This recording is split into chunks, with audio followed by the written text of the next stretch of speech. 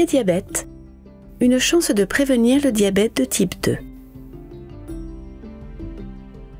Il y a 5 ans, nous avons quitté notre village pour trouver du travail en ville.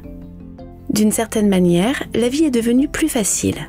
Au lieu du dur labeur des champs, je conduisais pour aller au travail et je restais assise toute la journée dans un bureau. En rentrant chez moi, je passais au fast-food et c'était tellement pratique. J'achetais beaucoup de choses à grignoter et de boissons sucrées au supermarché. C'était bon et cela nous rassasiait. Mais j'ai remarqué que je prenais du poids, surtout autour de la taille. Un jour, je suis allée à un dépistage du diabète à la clinique locale. L'agent de santé a vérifié ma glycémie et le résultat était un peu élevé. Elle a dit que, comme mon taux de glycémie à jeun se situait entre 100 et 125, j'avais un prédiabète. Les gens n'ont pas de symptômes de prédiabète, mais c'était un avertissement. L'agent de santé m'a dit qu'un excès de sucre dans mon sang endommageait les vaisseaux sanguins et les nerfs de tout mon corps. Si je développais un diabète, cela affecterait presque tous les aspects de ma santé. J'étais si surprise. Je pensais que j'étais jeune et en bonne santé. C'était un avertissement. J'ai immédiatement pensé à mon oncle qui est diabétique et qui a perdu sa jambe. Je ne voulais pas finir comme lui. L'agent de santé m'a interrogée sur mes habitudes alimentaires. J'ai appris que la nourriture que je mangeais n'était pas saine. Elle m'a conseillé de manger beaucoup de légumes, des aliments protéinés sains comme le poisson, les œufs ou les haricots, et seulement une portion de féculents de la taille d'un poing parce qu'ils se transforment en sucre dans le corps.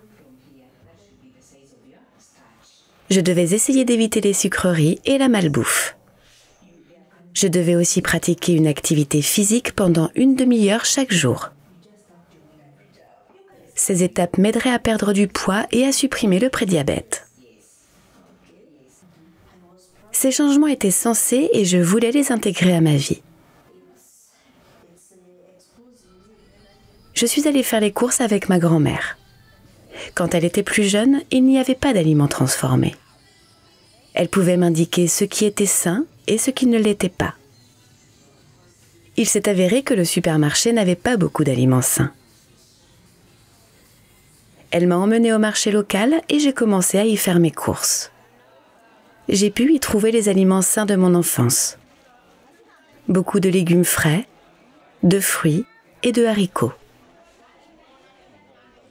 J'ai recommencé à cuisiner à la maison, ce que mes enfants ont adoré.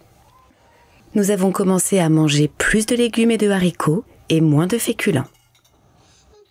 J'ai arrêté d'acheter de la malbouffe et des boissons sucrées. Les changements que j'ai apportés étaient sains pour toute ma famille. Ma motivation était de voir mes enfants grandir et d'être là pour eux. J'ai continué à aller au travail en voiture, mais je me garais plus loin et je marchais 15 minutes aller-retour. Au risque de vous paraître un peu théâtral, j'avais l'impression de jouer ma vie. Je suis revenue à la clinique au bout de 3 mois. J'avais perdu du poids, surtout autour de la taille. Les résultats de mon test de glycémie à jeun étaient normaux, inférieurs à 100. Vous pouvez vraiment supprimer le prédiabète. Je me sens mieux et en meilleure santé, et j'ai une toute nouvelle vie devant moi. Souvenez-vous, le prédiabète est un avertissement et une opportunité. Apprenez et changez votre mode de vie. Vous pouvez prévenir le diabète.